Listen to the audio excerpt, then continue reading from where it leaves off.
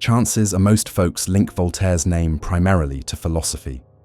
Though he undoubtedly ranked among history's sharpest philosophical minds, his creative output spanned far beyond into dramatic arts, where Voltaire crafted an impressive collection exceeding 50 theatrical works. Additionally, his poetic prowess earned widespread recognition. Within Ferney Voltaire's city limits, where he resided during his final 2 decades, visitors encounter a commemorative statue bearing inscriptions that honor him equally as philosopher and verse maker. Likewise, inscriptions within his sepulchre acknowledge not merely his philosophical contributions, but celebrate his poetic achievements. Masterful in linguistic expression, his capabilities drove him toward diverse literary forms, ceremonial odes, biting satirical compositions, sweeping epic narratives, and intimate epistolary pieces. His accomplishments encompassed influential essay writing, formidable debate skills, distinguished historical scholarship, plus correspondence totaling over 20,000 individual letters.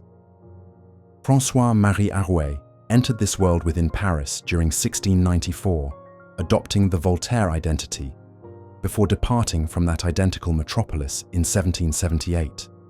His entire lifespan demonstrated unwavering advocacy for open-mindedness while courageously battling narrow-minded extremism, irrational beliefs, and closed-minded attitudes.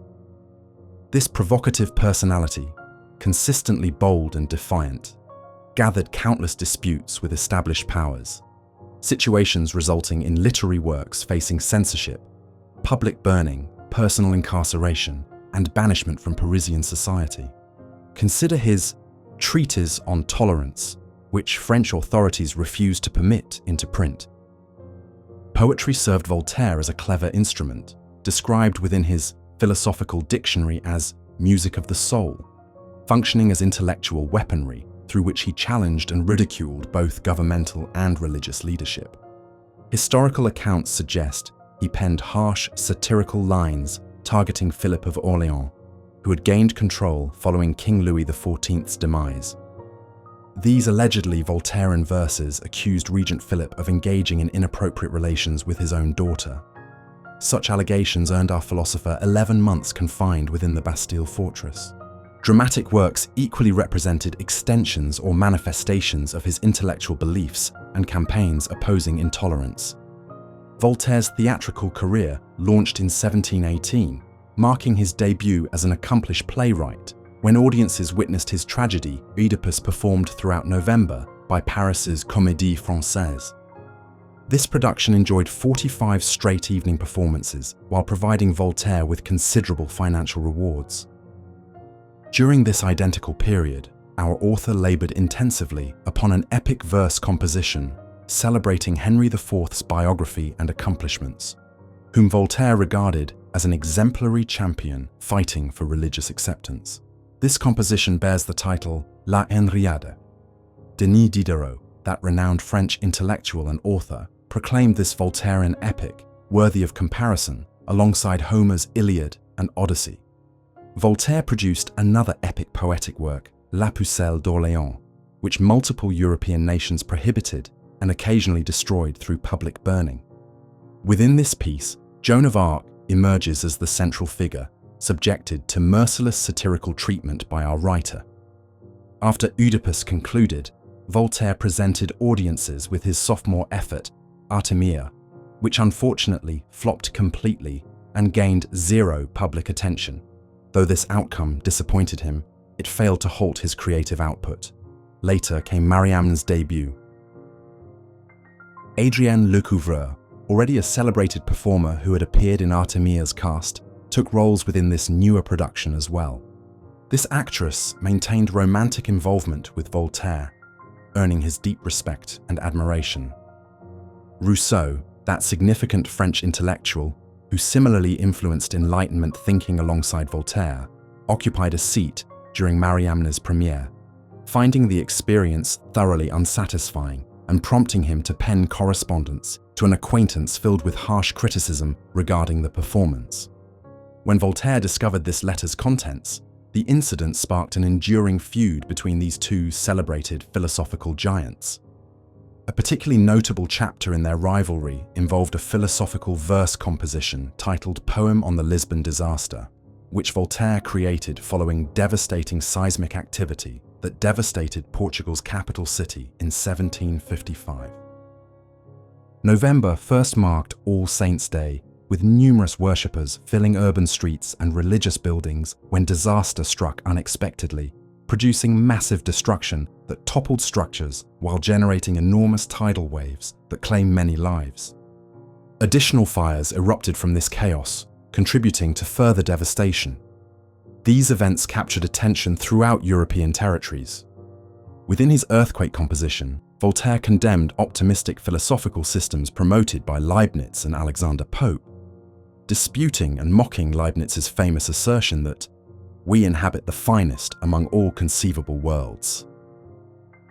Furthermore, while religious authorities attempted justifying Lisbon's tragedy through discussions of human sinfulness, Voltaire reasoned that if some supreme creator had established universal laws, such a being possessed power to prevent suffering. Why, Voltaire wondered, would this creator select these eternal principles governing existence rather than superior alternatives? The philosopher additionally questioned what transgressions those innocent children who perished might have committed. Accepting interpretations claiming divine retribution caused the earthquake seemed completely unreasonable. Moreover, why did punishment target Lisbon specifically instead of other locations like London or Paris? Didn't sinful behavior exist within those cities too? This composition, featured prominently in period publications, generated tremendous public response, inspiring widespread philosophical contemplation through these challenging and meaningful verses. Rousseau counted among its readership. He vigorously rejected his intellectual rival's reasoning and concerns, believing the poem might increase despair across a continent already grieving from such terrible catastrophe. According to Rousseau's interpretation, Lisbon's suffering stemmed entirely from social problems since humans had chosen to inhabit and construct within the disaster zone. From this viewpoint, Rousseau composed his rebuttal to Voltaire's piece, arguing that humanity bore responsibility for the tragedy, while God deserved protection from blame. Le Mondaine stands as another satirical composition wherein Voltaire, embracing pleasure-seeking attitudes, celebrates worldly existence, benefits derived from earthly enjoyments, material luxury, while simultaneously launching vigorous attacks against Christianity's teachings, promising that disciplined rejection of temporal pleasures guarantees superior afterlife experiences. Such perspectives encourage abandoning present reality, plus everything it provides, through lived experience. Genuine paradise exists right here among us.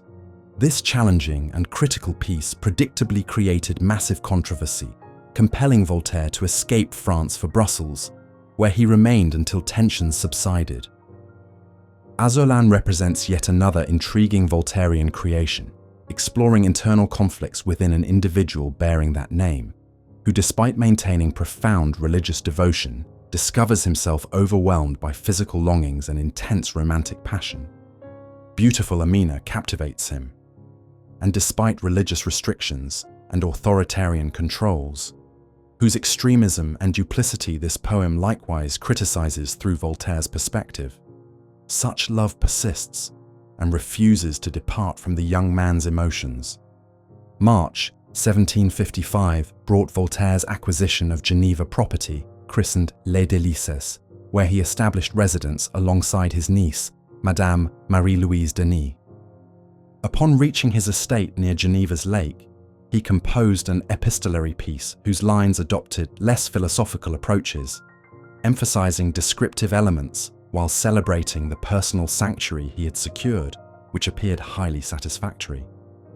Concerning his dramatic legacy, following Mariamne, which initiated tensions between Voltaire and Rousseau, audiences encountered Mahomet, representing another triumph for our thinker. Here, he utilized his screenplay for condemning religious extremism's cruelties. After this production, the Parisian philosopher created numerous additional works, remarkably even portraying several of his own fictional characters during his lifetime, proving his acting competence. Stage passion remained with him throughout his years. Evidence appears in his Ferney castle, which housed its own private theatre. By 1778, Voltaire's physical condition had deteriorated, leaving the author feeling frail and exhausted. Despite this, he summoned energy to depart Ferney for Paris, supervising preparations for his newest tragic work titled Irène. He, commanding tremendous reputation during this era, received enthusiastic reception within France's capital and welcomed visits from highly influential figures. Irène opened with Marie Antoinette attending. Voltaire's poor health prevented attendance at this opening night. Nevertheless, he managed to appear for the 6th showing. During this event, cast members unveiled and adorned a Voltaire sculpture with laurel wreaths. This ceremonial gesture deeply moved our philosopher, bringing tears in response to such recognition. The gesture revealed how much admiration and respect he commanded during life's closing period. Voltaire's death occurred just 2 months afterward, on May 30th. Having created both verse and theatrical productions marked by extraordinary stylistic adaptability, Voltaire earned placement among French literature's most distinguished contributors and ranks among history's most brilliant philosophical minds. His creative output, containing invaluable content with eternal relevance, continues resonating within contemporary times.